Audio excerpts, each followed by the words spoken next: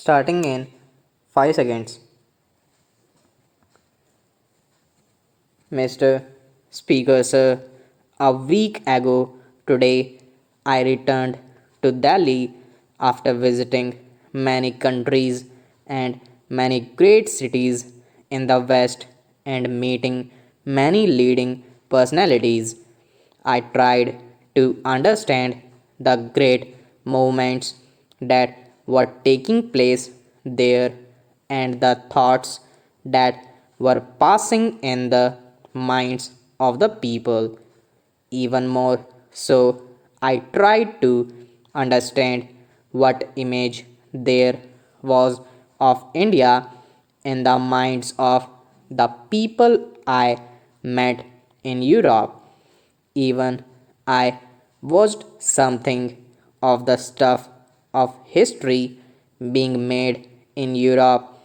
I wanted to know how far the history we might be making here was reflected in the minds of the European people.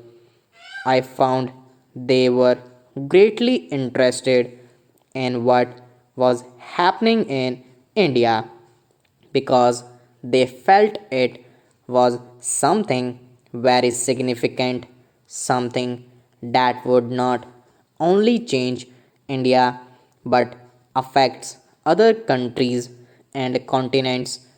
From that distance, I thought of our work here, of the great problems that face us, and the responsibility of this parliament in making the history of India.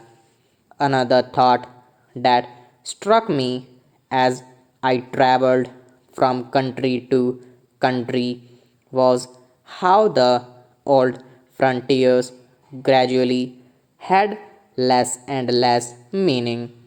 Within an hour or two, I traveled from the capital of one great country to the capital of another.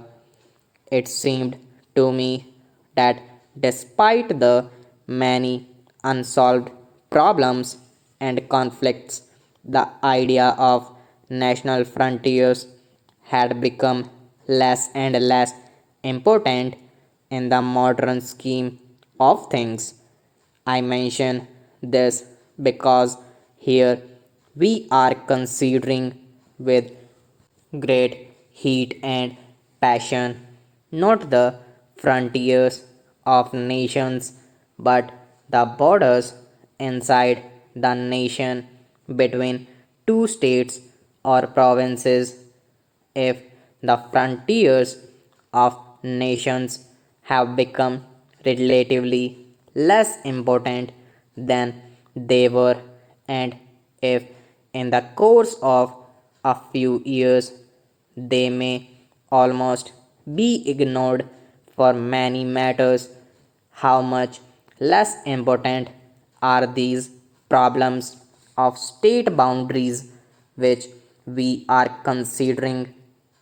I do not wish to underrate their importance, but I do wish this House to consider the question in proper perspective. We are apt to lose that perspective in the heat of the debate. I know that this question and this bill and its provisions have moved people strongly and deeply, and that even now there is a great deal of feeling about them. I do not suppose that the most ideal of solutions could possibly have been pleasing to all one parts to the dispute. So far I am concerned, it is of no great significance to us what part of India goes into which state boundary. We must, of course, decide which course is more desirable. But in the ultimate analysis, it does not make much difference from the government's point of view where one little part goes. I do not deny that it has a certain importance from the individual's or the state's point of view, but it has none from the national point of view. The government of India has approached this question objectively and without any particular desire to impose its decisions. We have been told that we did not go through the proper procedures of consultation and decision, but I think any person who knows what has happened in the last 6, 7, or 8 months in this country will agree that the amount of consultation and discussion that we have had about this matter is without parallel. In fact, many people say that we overdid this. It would have been much simpler if we had not tried to consult hundreds of thousands of persons in this process and thereby perhaps added to the confusion. However, it is a fact that this question has roused people, but I want this house in the first place to look at this question in proper perspective, lest we should get lost in the passions of the moment. Secondly, to realize that however important these borders might be, they are, after all, administrative divisions inside the country.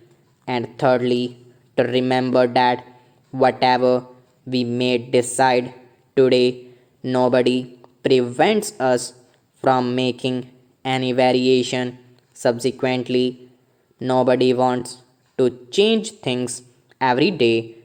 At the same time, nothing is final in the sense that it cannot be changed in the future. Our difficulty has been that we have tried too much, perhaps, to balance respective viewpoints and find a common way and as large a measure of agreement as possible. In doing so, we have often succeed in displeasing many people. Yet, I would beg of you to remember that in this very complicated business, which has affected the whole of India, by far the greater part of India has accepted, broadly speaking, the proposals that have been made. It is true that many important questions remain to be solved. Among them, perhaps the one that has been talked about most is the question of Bombay and Maharashtra.